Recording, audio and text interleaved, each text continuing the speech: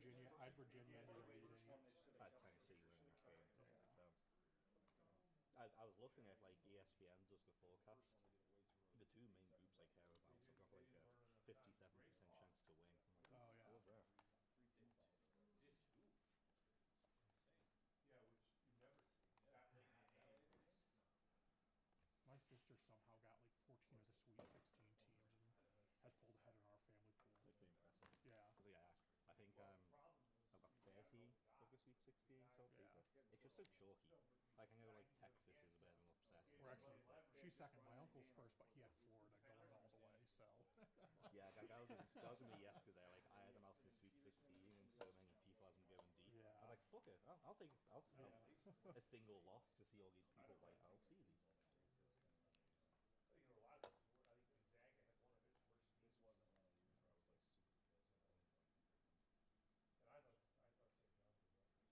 Yeah, they should have that. No way. You could argue three maybe. I guess I didn't miss anything too exciting last week. That's about it. Not at all. If they would have won yesterday, I would have bet. Like the games in DC. 5-10 p.m.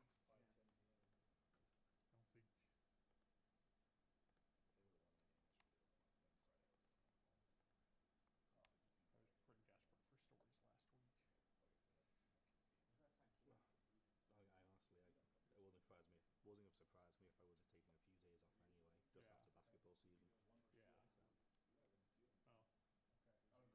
I would go to the Final Four. I found out after the fact that had I suggested going to Oklahoma, my company might have said yes. For Idaho? For Idaho, yeah. Oh, what score the game finish? Yeah, it wasn't good. They weren't great times, yeah. I'm not complaining I didn't go, but I was like, because Madison's our interim editor. I was like, I wasn't gonna put that on you because you're in. He's like, I would have just said let's ask for forgiveness later. I was like, okay. But it was nice to not have to travel last week.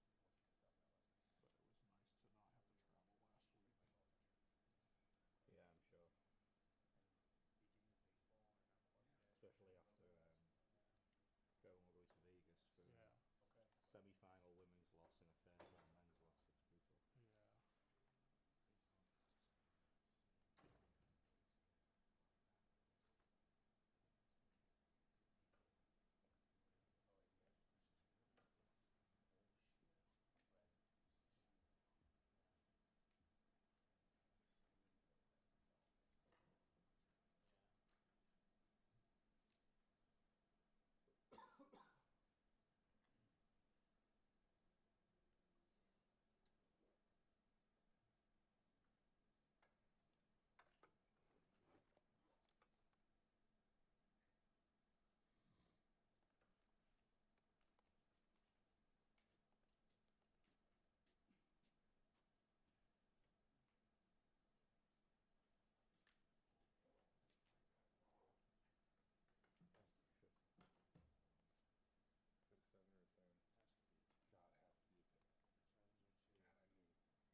Is it a 7 or a 10? Has to be. God, it has to be a 10. 7s or 2.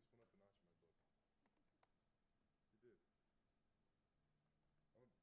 Too sharp. You know what, Johnny? You literally just went up a notch in my book. You did. I'm a big time believer in that. The notch was down here. Yeah, it was low, but whatever.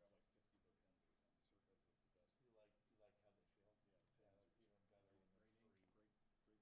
Yeah. I did not have a detailed discussion on pens on my bingo card today. I'll be sure to tell them that next time I'm there, BJ. Hey, you guys know where all your pens are going? That's the deal. Yeah, here's like one snap I got. Circle pens. Yeah, okay, BJ, not messing around. Circus Sports, you gotta represent. We're not of ink in like 1 second. Apparently need to step up my pen game. Yeah, so. That and then the hotel pens, and we stay in a hotel. The Marriott. Yep, if you have someone have like the click on, like the really nice ones, like the click on the end. You can have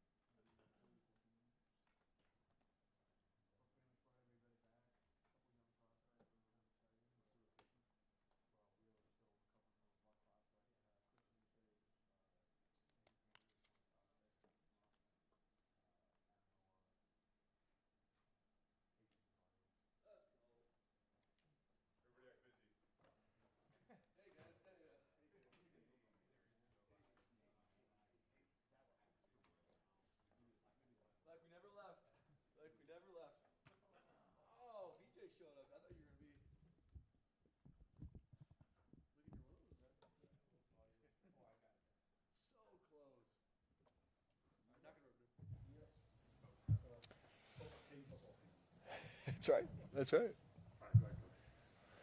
Well, guys, so good to see you as always. Feel like we never left. Fired up to get an opportunity to talk about our team.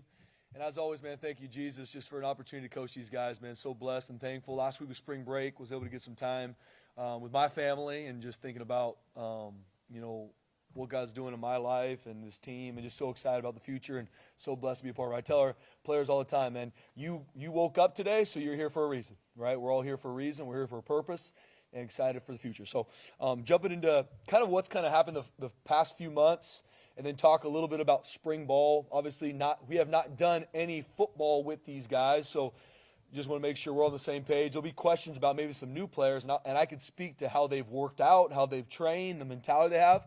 But I'm not going to be able to speak to how they are as football players yet, right? That's the beautiful thing about the game we play. It is going to be very black and white here quickly in regards to how they perform. So when we got back in January, Coach Hilgart and our strength staff's done a really, really good job, man. The message for this semester has been on the hunt, right? We've won 3 straight conference championships. We've had success, and we've had a lot of things that we need to learn and grow from. And I got to make sure that every single person in this building, me included, is on the hunt, not trying to look for an easy way, not trying to make excuses. Find an answer, find a way, and that's what we have to do, right? And at Boise State, that's going to work, and that's what we've done the past few months. Man, I'm really excited where our team is at. We've grown as a team every single day, every single week, and it's really been cool to see the amount of guys that we were able to bring in at the start of the semester that have really become a part of our family, right? We've turned up the unity on our team, and it's just been really cool to see that growth. Also went back and clearly defined who we are, right? Our culture. And we talk a lot about culture being 4 things: how you act, interact, and respond. And then culture is also what you allow. And so we define the 5 core values of our program. We put in the acronym CLIMB. We've talked about this before. But defining competition, like what does that look like? That's urgency to win and everything. But what does that look like? If you come into our building, we should act that way. We should interact that way. We should respond to adversity a different way.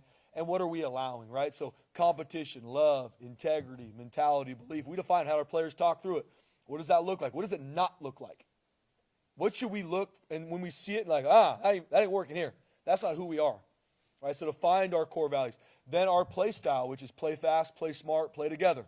What does that look like? When someone comes to practice, when Prater comes to practice, he should see that, right? And what does that look like? What does playing fast look like at practice? We talked about the effort, the physicality, all those things. That's what we really took a lot of time in our meetings and just chewing on it, making sure staff, players, this is what we are all agreeing upon and what we're all responsible for on the field, off the field. And then obviously ended with talking about what does built different really mean, and doubling down on that's the mission that we have here, which is building champions on and off the field. But to do that, you have to have a group that is all in for their life to be changed and transformed. And as coaches, we got to make sure that we're not missing any bit to grow these players' spirit, soul, and body, right? And that's been really what we focused on the past 2 months, man. Have had some really awesome meetings with our staff, awesome meetings with our players. Been really excited to see them grow and push themselves on the field. And then have had some really good conversations with coaches that aren't at Boise State, that are all over the country, from NFL coaches to Division I coaches, just trying to make sure that we continue to turn the heat up and we're on the cutting edge of what we need to do. So excited where we're heading to, fired up for spring ball to start. Move spring ball later this year because I want to make sure that we got every bit of the winter training done prior to spring break. And I didn't want to do a couple practices, take a week off for spring break. Just really looking at it holistically, I think we're going to be better starting spring ball and then staying in it consistently and not having that spring break in between. So we'll start, obviously, first practice is Thursday. We'll go Thursday, Saturday, and then we're going to be on a Tuesday, Thursday, Saturday schedule pretty much for the rest of, obviously, March and April. So excited where we're at, obviously excited where we're growing to. We haven't played any football. I think every coach in the country in March is excited about their team. But I really am. There's a really cool vibe about this team. There's mentality about this team. And excited to get to work with them on Thursday. With that being, and then injury-wise, we'll have some guys that'll be out for spring just due to surgeries they had after season, more just to make sure they're 100% healthy for season. So Roger Carriel, Max Steege, Lopez Sanusi, Sherrod Smith, Galen Matoyer, Ben Ford, Jake Steele, Kyle Cox will be the guys that are not going to be going through spring. We'll have a couple other guys that might be banged up because of we've had, a couple soft tissue issues when we're going through workouts, but that they will be able to actually go through spring. But those are some ones that have had surgeries that will be able to do maybe a little bit of indie and some stuff, but will not be able to be involved in some of the team situations during spring because of surgeries right after season to make sure they're healthy. All right, so with that being said, guys, questions? You got 2 or 3 position battles or 2 or 3 areas that you're really going to be focused on or anything going into camp? Yeah, BJ, I mean, once again, without having any football, it's been really cool to see the returners step up and grow, and then also the new group kind of come and be a part of our family. We've started unity events every Friday. Have not done them in the past, right? And that could be us in here. It could be us in the indoor. All our players are broken up into unity groups, and really just seeing the connectiveness and the togetherness of this team. And we're really cool to see that grow. In regards to positions and different battles, my first answer is going to be every single position group needs to make sure that they show up and compete, because it is my job to move guys around. We're going to do that in spring. You're going to see guys maybe a little bit out of different positions, trying different things to see where are our best 11. And I told our team this. In spring, and me and Prayer were talking about, this is a seating chart, right? So there's going to be a guy that's at safety that might be at nickel, that might be at corner. There's going to be a D tackle that might move to O-line, a DN that might play D tackle. I'm going to do some of that with our staff so that when we leave spring, okay, who are our best 11, and really who are our best 22, right, in all 3 phases. In regards to position battles, everyone's going to have to compete, BJ. Going into fall camp, I'll probably have a little better idea of like, hey, these are the 2 or 3 that are really gonna focus on more. Obviously, the secondary is one where we've had some seniors, right? So that's going to be one that I'm really excited to see growing. Receiver, O-line, D. So O-line, D-line is going to be one more guys. So there's guys that have graduated, that new players or players that have been here are going to have to step up. But I can't speak to 2 or 3 right now without seeing our guys go out there and practice.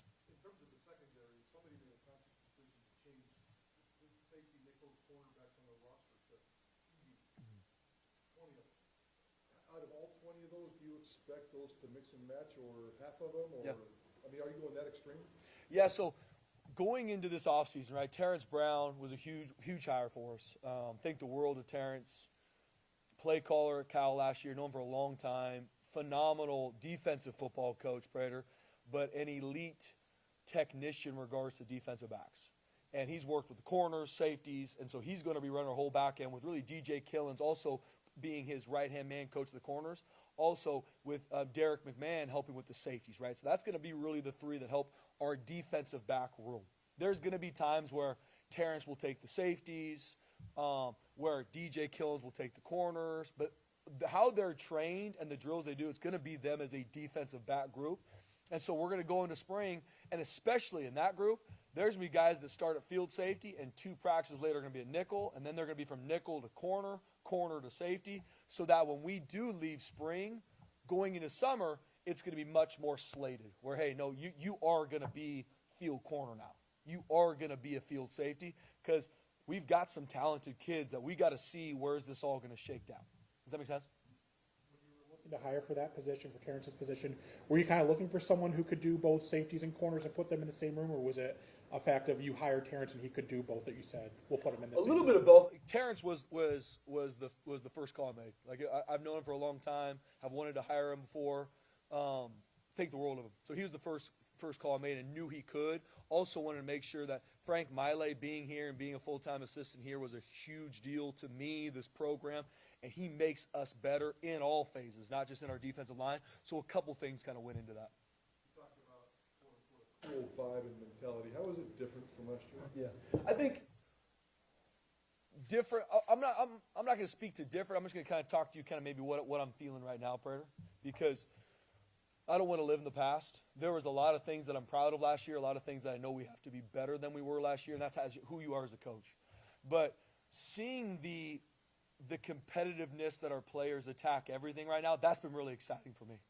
There's an attention to detail, Prater, right now that I love. And it's not coach-driven, player-led. Right? Someone puts their left foot up and no coaches see, and then all of a sudden I hear a player call them out because you're supposed to have your right foot up. I'm like, we're on to something now. We're getting there, right? I'm seeing a lot more of that. I'm seeing a lot more guys around the building connecting with each other, not just on my phone scrolling. Like, I'm seeing that unity and I'm seeing a really high attention to detail. Once again, haven't played any football yet. I can't speak to that, but I know those qualities help. And it says in the Bible, man, where there's unity, God commands a blessing. I know there's going to be a lot of that. That's going to help our team. And I'm seeing our guys just really hold high levels of accountability, right? If someone's not doing what they're supposed to do, it's not me or one of our coaches having to be the first one to be like, hey, man, what happened with this? I'm the one that steps in after I see one of the older guys in that position group get on, right? So that's different than it was last year, being honest with you, Greg. Player accountability and off the field stuff. Have you seen anyone in particular kind of step up who from end of last season even to now really taking a big jump? Yeah. Maddox Madsen, man, is doing a phenomenal job, man. Leadership-wise, the edge he's training with. I mean, that young man is on a mission, and you can feel it. You can feel it how it works. I've had some coaches come to practice and watch, and they're like, that dude's different in how he's just training, just how he's moving. Love that about him. Another guy that stepped up that I'm really proud of his leadership and need to continue to grow is Jaden Mickey, right? A guy that played for us last year, going into his senior year. Man, seeing him with some of our younger guys and new players, pulling them higher. I mean, it's been awesome to see. Roger Carrion, even being kind of banged up and not being able to go through some of this stuff due to some surgeries and getting him healthy for season, which he will be. He has an edge about himself with making sure that all the little details that not just the offensive line but our team is focused on. And there's more, but those are the guys I'd love to get a shout out to right now, man, because it's been really cool to see. And another guy that I want to give a shout out to, because I think this is not so much his personality, is Cam Bates. Cam Bates is going into his junior year. He is a no bad days, anything for the team guy, and he's stepped up in his leadership with the receiver group. And it's been so cool to see. One of the things that the NCAA says in the fall, you can only start so many days in front of the season. But in the spring, the when is whenever you really want to do it in the semester. So what kind of went into deciding to move it? Like, what did you see that you think this might be an advantage? Did you talk to some other people, and what are you looking to get out of the later stuff? So looking at it, first off, no portal window now at the end of spring, right? So that's something that was always, okay, how do you time up the portal window with, do you want to be practicing? Do you not want to be? Especially with us being a semester school, we're out of school that first week in May. I never really liked having a couple practices and then spring break, but because of the portal, it's like, all right, I want to get spring ball buttoned up, have our meeting so I have a really good idea of what's happening going into summertime. With that changing, it was one of the first things that I knew was best for our program. So that way we get a full 8 weeks of training in prior to spring ball. They have their spring break, and then we come back and we can hit it all the way to pretty much the end of the semester, put a bow on spring ball, have our meetings, and then go into the summertime. A lot of new receivers as well on the roster. You talked about the DBs, new coach for receivers as well, and obviously you mentioned Ben Ford not being available for spring football. So what do you hope to learn about some of the new faces in the receiver room? Yeah, Coach Witt has been an awesome addition to our football program, man. A coach that obviously has played in the NFL for 9 years. He's coached in the NFL, in our conference, a bunch of different places. What I've been so impressed with him is how quickly he's been able to build really good relationships with these players, and he's only been here for a couple months. But he takes time with it. He's always meeting with receivers in his room, just taking time to get to know them as people, because that's the only way to pull someone higher is that they know you truly care about them. And I had him, he presented his fundamentals to our staff. I have every one of our coaches present their fundamentals to our staff so they can be, coached and critiqued and talked. And he did a phenomenal job. And I've already seen our receiver room continue to grow and improve, and it's been awesome. New faces in that room. So excited to see them go out there and compete, right? Darren Morris is a senior transfer, right, that has done a really, really good job to date. Haven't played any football yet. Keem Wright, Nitro, junior college transfer. Excited about him. Rashawn Jones, we've talked about, who's a true freshman from down the street that I think the world of has come in and really done a really good job. Cumonte Williams is moving at a level right now for a long receiver that I haven't seen here in a while. Needs to put it all together when we get to spring ball, but he's done an awesome job. I mentioned Cam Bates earlier in regards to his leadership and stepping up. And when we do our winter conditioning, we have drills and everything's graded. I think he won like almost every rep he did, right? So he's moving at an explosive rate and bringing people with him. So it's a room with some guys that have played. Obviously, Ben Ford going through the injuries. He's not going to be cleared for a while. But even Ben Ford doing a really good job pouring into these players, loving on and making sure they know the standard of what it takes to play here. But it's a room where there's some guys that have played, some guys that have played a little bit, some guys that have played more, some guys that haven't played at all, and all competing to see, okay, how am I getting in this rotation, have an impact? And there's some talent in that room, and I'm excited where they're going. Nate Potter is the first returning OC Madsen's had. And I think Zach Hill for quarterback coach. What's the significance of that? I mean, it's everything, Johnny. I mean, that's what, in the landscape of college football where you see coaches leave all the time, players leave all the time, I'm trying to create consistency here because that's the way where you can truly grow. There's time for change. There's time for new blood to come in. I think that creates growth as well, but especially offensively, so excited to have our offensive coordinator here, right? Going into year 2, being able to learn from year 1 and help the staff look to see this is how we're going to be so much better in year 2, right? Having a position coach that can do the same thing, or they're the actual one that were with you during the season. It's way different when a new position coach comes in and says, hey, this is what I would have done. But no, I was with you all season last year. These are the ways we are going to be better.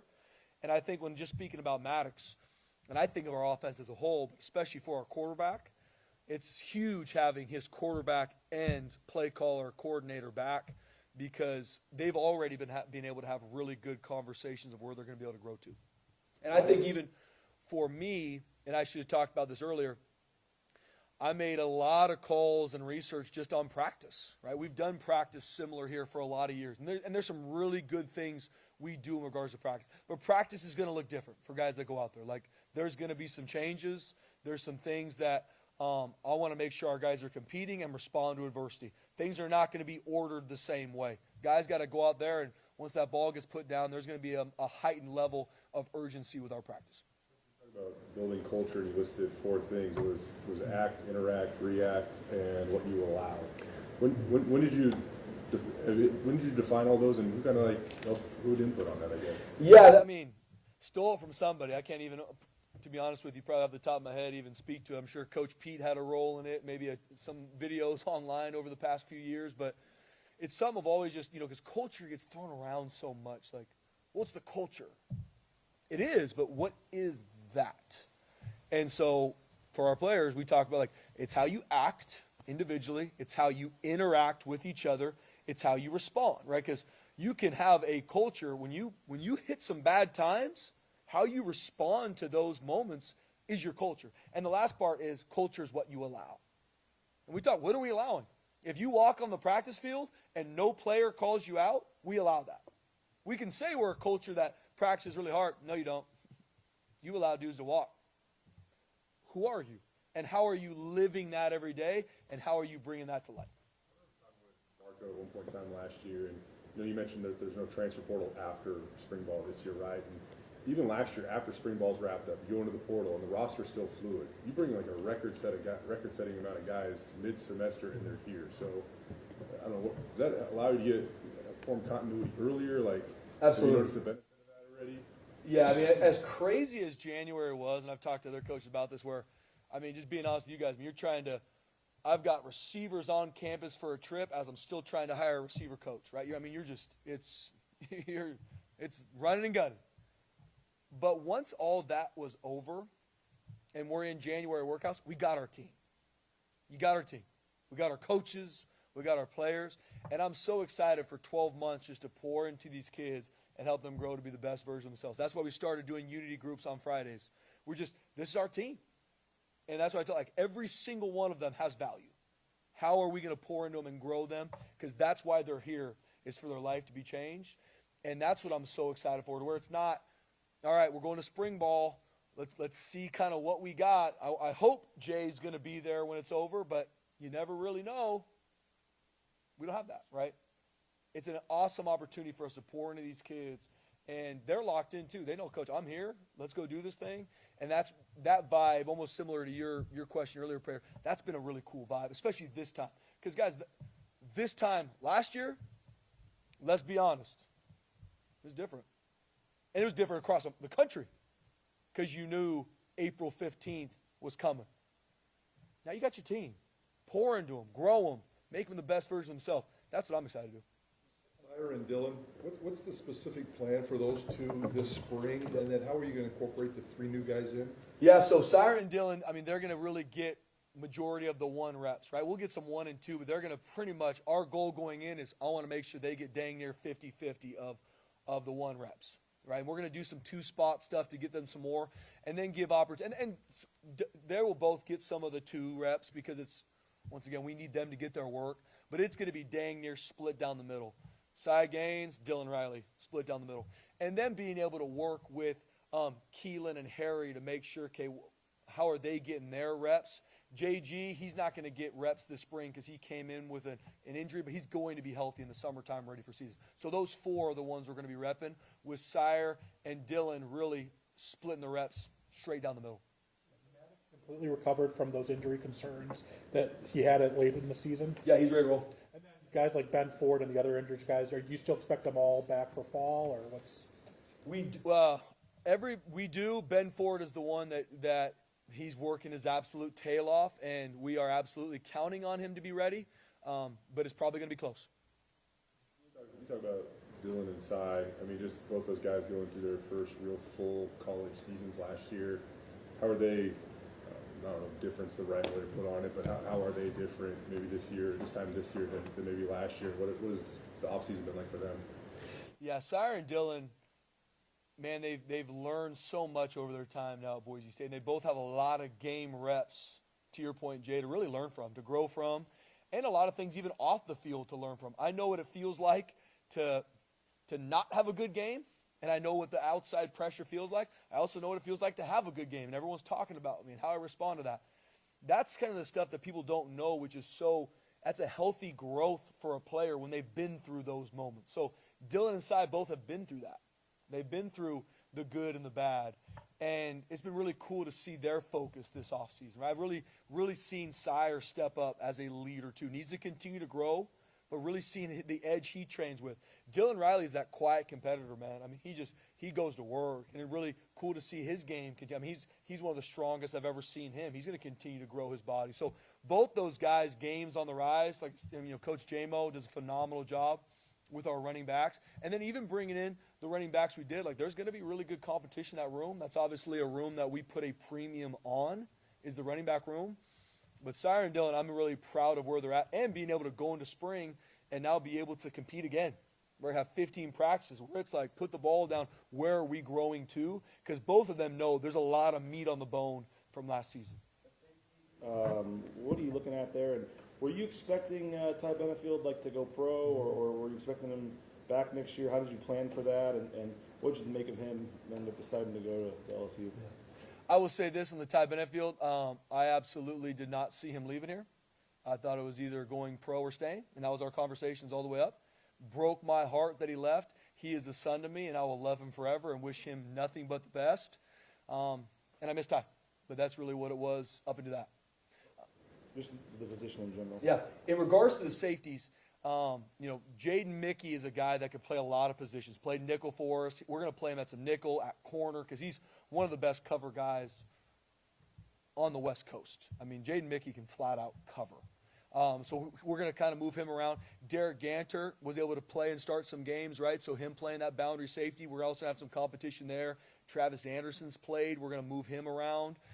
Kyle Hall's a guy that's come in from junior college, has done a really good job. Roman Tillman from South Dakota. Transfer's been able to show up and do some good things.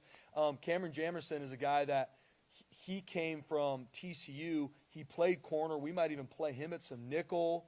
We're going to move guys around a lot in the safety room. We got Josiah, who's been here, played on special teams, long, athletic. Arthur can run, long, athletic. Where are we going to put these guys?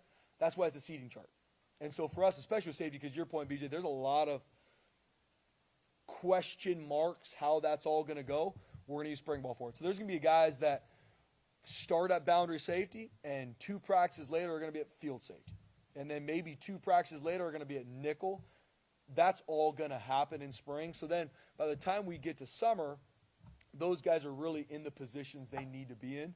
And even at corner, I mean, we've got, obviously, even with Sherrod Smith being out for spring because of the surgery, getting healthy, I mean, there's going to be high competition at the corner position now. I mean, we got some dudes there. So just really excited to see it all shake down. And the whole defensive back group as a whole has really stepped up this offseason to date. So really excited to see it all shake down. Linebacker room, it seems like there's massive opportunity there with Rip and Phelps, and then 2 or 3 guys coming back, and then 4 or 5 new guys. How much can this position group evolve in the spring? Has to. Right, huge. Have to evolve, have to grow, and create really good, dependable depth. Proud of Bowen. I mean, I think Bowen could be one of the better linebackers we've had here. Jake Rips played. Excited for him to continue to grow. We're able to bring in some guys. Haven't seen them play football yet, right? But excited to what they can do, and excited to see some of the guys that have been here and where they can be. I think Sam Brooks has an opportunity to have an impact. Sincere Brackett's been here. Montetuioti's done a good job this offseason. Logan Brantley's, a guy that come in from Kansas that has the skill set to be really good. Then we got some true freshmen that are cutting their teeth and doing a good job. So it's going to be a position that we have to grow from and see who are our best 4 leaving spring ball. Right now, I couldn't even tell you who those top 4. Bowen Phelps. I know Bowen's dang good. Outside of that, who really are those guys? No, Jake Rip can be really good, has shown he can. Can he be consistent day in and day out on the field and make those plays in space? That's what we're going to continue to go see. Do you like the size of your linebackers, or do you feel like they need to be a little bit bigger? The game has changed, Prater, to where it is a game of space, right?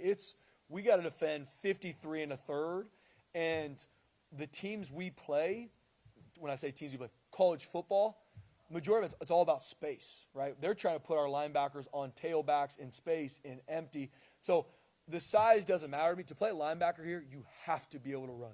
And that's college football. You look at the linebackers that get drafted, they're all going to be 4.5, 4.4 guys in the 40 because you have to be able to run. So to me, it's not so much about size. At some point, I have to have the physical to be able to get off blocks and make the physical tackles.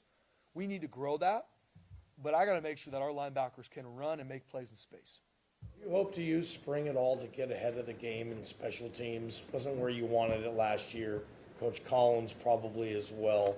Is there any other emphasis in the spring where you can maybe figure out more on special teams? Absolutely. Yeah, it's just like anything, man. We've spent the past few months diving into it, and not just, all right, this is what we're not doing well, but then what are we going to do to change it? Right? How is it going to look different? That's why we're going to change some practice, do some things. Special teams-wise, we're going to do more walkthroughs, right? We've done more meeting time. We're going to do more walkthroughs. So whenever there's OD, lift, and meetings, we're going to have a special teams walkthrough in there. Anytime, even in some of our winter conditioning, we've been able to do some special teams drills without a football, but getting our guys used to these drills so that we can be much better on special teams, and I know we will. You brought up Bowen. I don't know if this is a question for you or Dale, but any significance of him slipping into 1 now? Man. Bowen and me talked, I don't know when we talked about him changing to jersey number 1, and I remember the first time he brought it up, I'm like, absolutely not. Right? Like, I'm like, ugh, like linebacker wearing number 1? Come on, dude. He was relentless, and I said, I kind of gave him, hey, this is some things I want to see from you and want to see. And Bowen Phelps is a phenomenal kid, and it's something that he's always wanted to do. And so guys come in, I throw them in just jersey numbers. It's dang near like just pick it out of a hat. Everybody wants the single digits and these cool numbers, and no new players get that on my wall. I'm like, nope, everything here you earn. Now guys come in and ball out. I gotta pony up, and so he has done a really good job. And so I told him, hey, what number do you want? And he said he wanted number 1. I said, okay. And he's a number 1. Anybody have 0 or asking for 0? No, yeah, that one.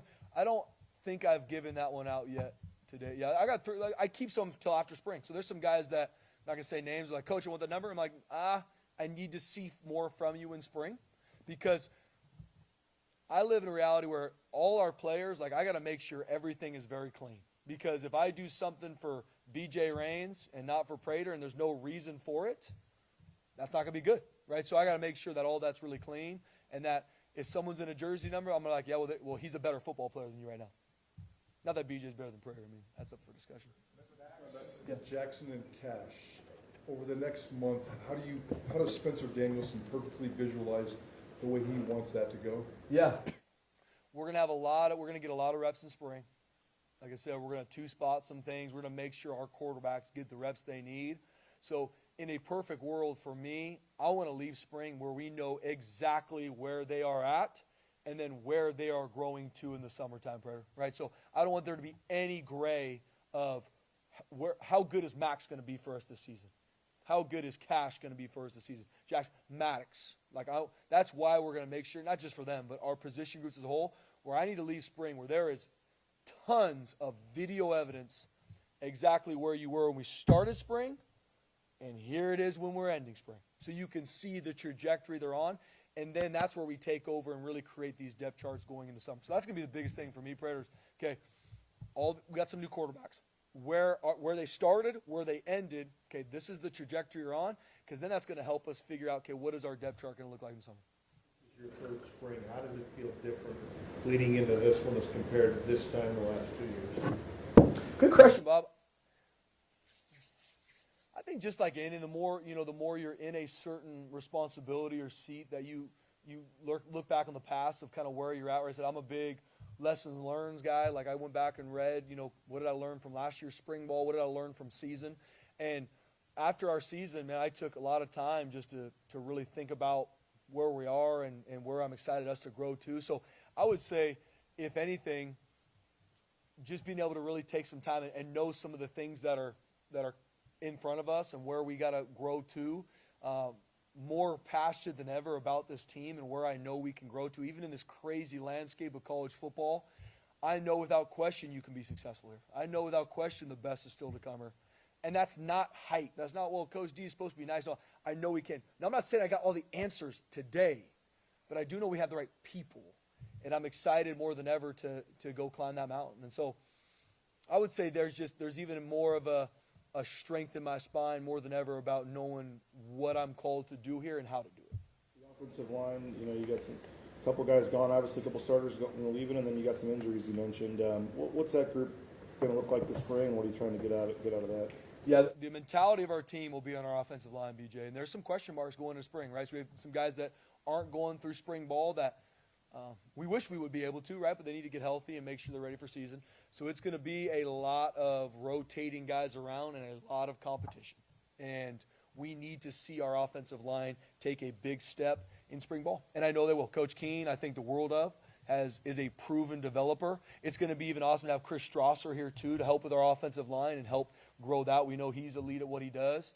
And I believe we have the right guys. There's some guys that have not played a lot for us yet but have been here. And that I know sat in my office and said, Coach D, I am ready. And I'm like, okay, continue to show me. So I'm excited to see those. That's what you have spring ball for. So with the injuries, BJ, with some of the new players we've brought in, it's really hard to sit here and be like, hey, this is what I see the lineup being. I do know we're going to have some really, really good competition. And once we get all our guys healthy and we go into summertime, our O-line is going to be ready to roll. Mason and Zach gone, who could snap the ball for you guys? Yeah. Center. Stu for sure. Even though he's going into his sophomore year, Stu's going to be a really good offensive lineman for us.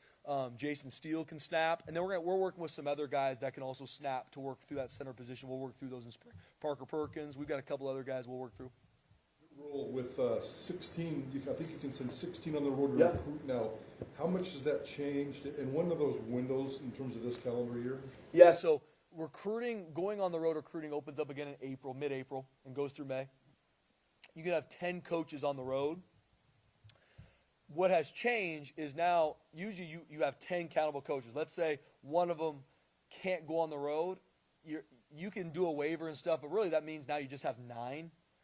Now with having 16, you can still only send out 10, but you've kind of got 6 in the bullpen that if someone's from an area that can help you recruit that area, you can kind of sub them in and out. So for us, in the spring, when I'm April, May, I don't know if it'll affect us a lot because our 10 coaches are going to – they have areas, they have position groups to go recruit. Where I am excited about is in season being able to potentially have some guys where the coaches are focus on their position group, or we go on the road somewhere, they can go watch a high school game because they can be one of the 10 that we sub in. So still kind of working through it. It's a new rule. I'm sure there's going to be some things that we do utilize it in spring, but I do think it helps. It's just something that I'm still kind of working through of how we make it work together. You have to identify those 6 who can evolve. Yep. No, from what I've been told, you have to identify those very soon, who your 16 are. And that's why they made it 16, because I think once it's set, those are your 16. I'm assuming you're in support of the new targeting rule? I am, yeah. I got to still kind of dive into it a little bit more going through it. But, yes, I'd say overall I am. I'd say overall I am. Look at the schedule. I haven't talked to you since the schedule came out, and just kind of the weird last week, flex game. Yeah, the flex game's an interesting one. I think everyone's kind of working through that. I think just like anything, once we get to it, it'll work itself out. But definitely different. I think kind of even planning travel, kind of have an idea of who we think it would be, right? But still kind of it's a little bit of a different deal.